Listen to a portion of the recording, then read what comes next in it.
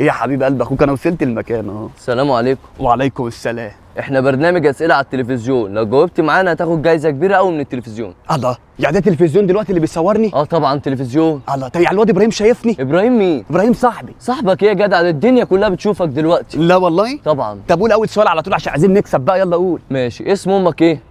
ستوب، اسم امي ايه؟ انت مجنون ياض انت ياض ولا انت هتخرف ياض تخليني اضربك؟ تهبل ياض. ايه يا عم، اسم امك يعيبك ولا الله، انت مالك يا عم؟ انت عيبني ولا ما يعيبنيش؟ الله، طب انت اسم امك عيبك؟ لا طبعا ما يعيبنيش. طب اسم امك ايه؟ اسمها لواحظ. الله، طب ما تظبط نفسك بقى يا ابن لواحظ. الله يا ابن لواحظ، قول لي اسئله تانية غير اسم امي ماشي؟ يلا مشي الدنيا عشان نكسب.